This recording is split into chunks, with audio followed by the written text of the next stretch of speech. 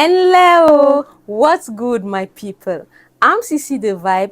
Welcome back on YVMV Africa to the world.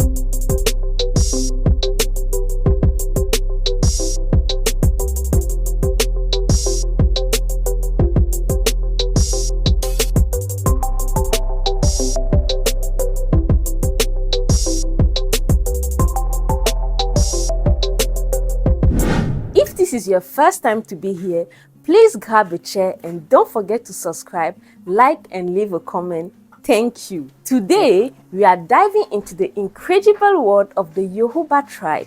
Please join me on this exciting journey as we learn more about their rich heritage, their vibrant culture, their art and traditions. Are you ready? Let's go! Where are the Yoruba located?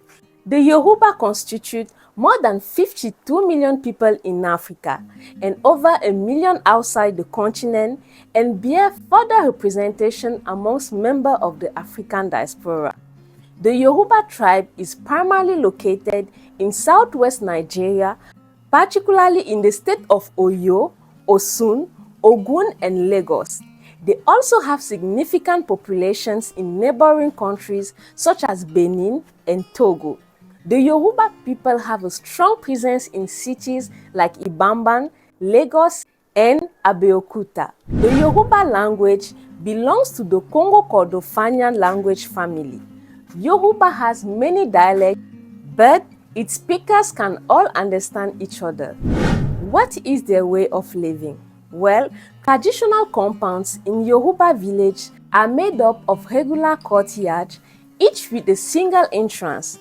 Around each courtyard is an open or a partly enclosed porch.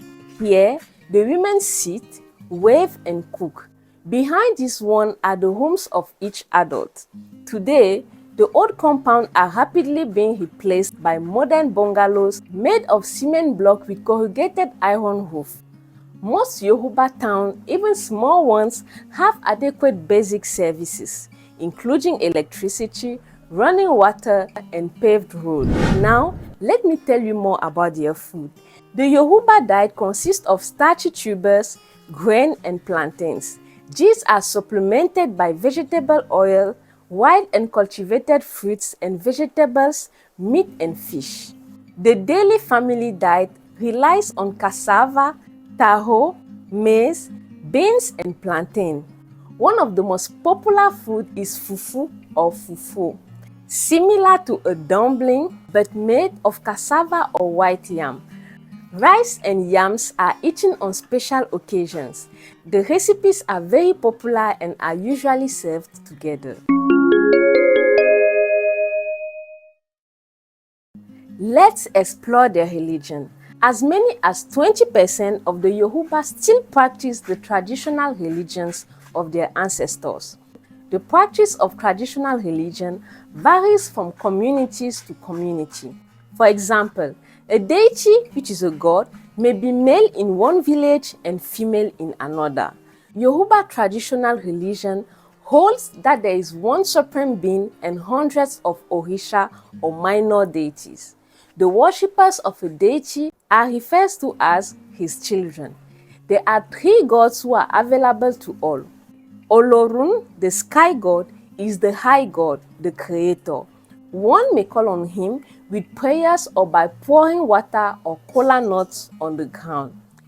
Eshu, also called Legba by some, is the divine messenger who delivers sacrifices to Olorun after they have placed at his shrine. Everyone prays frequently to this deity.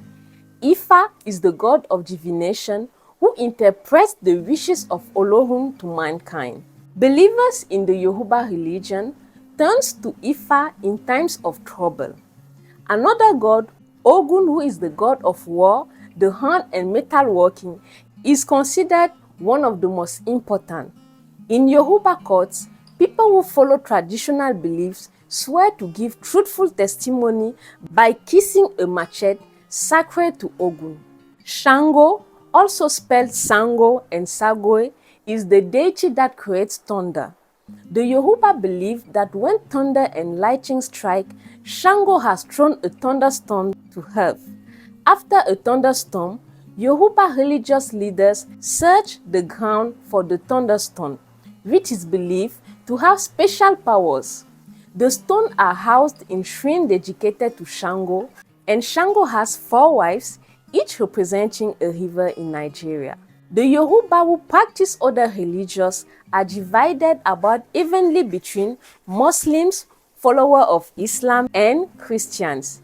Nearly all Yoruba still observe annual festival and other traditional religious practices. Now, let's talk about the tradition. A newborn infant is sprinkled with water to make it cry. No word may be spoken until the infant cries. Also, no one younger than the mother should be present at the birth. The infant then is taken to the backyard. The umbilical cord is bound tightly with thread and then cut. The placenta is buried in the backyard. On the placenta burial spot, the child is bathed with a loofah sponge and rubbed with palm oil. The child is held by the feet and given 3 shakes to make it strong and brave. After a specified number of days, a naming ceremony is held. Relatives attend and bring small amount of money. Male and female circumcision are usually performed in the first month. For Yoruba, marriages are arranged. A man must negotiate with the girl's father.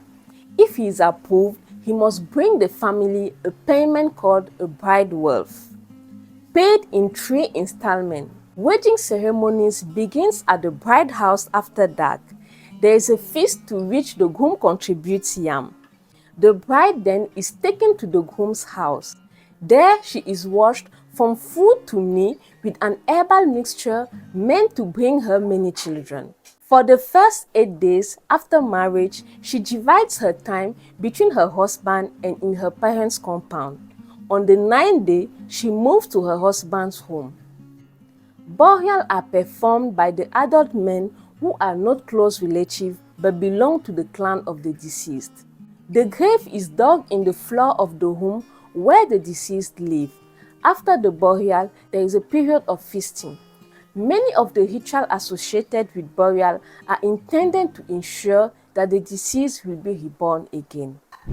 Let's talk about their culture and their art. The Yoruba oral tradition include praise poems, tongue twisters, hundreds of proverbs and riddles, and thousands of proverbs. Yoruba music includes songs of ridicule and praise, as well as lullabies. These usually follow a call and response pattern between a leader and chorus. Rhythm is provided by drum, iron gong, cymbal, rattles, and hand clapping.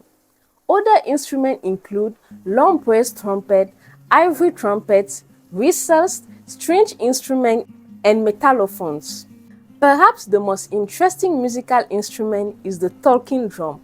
The talking drum features an hourglass shape with laces that can be squeezed to tighten the goatskin head, altering the drum's pitch. Do they have fashion sense? Yes, they do. Western style dress is worn in urban areas. Traditional clothing is still worn on important occasions and in rural areas. It is very colorful and elaborate.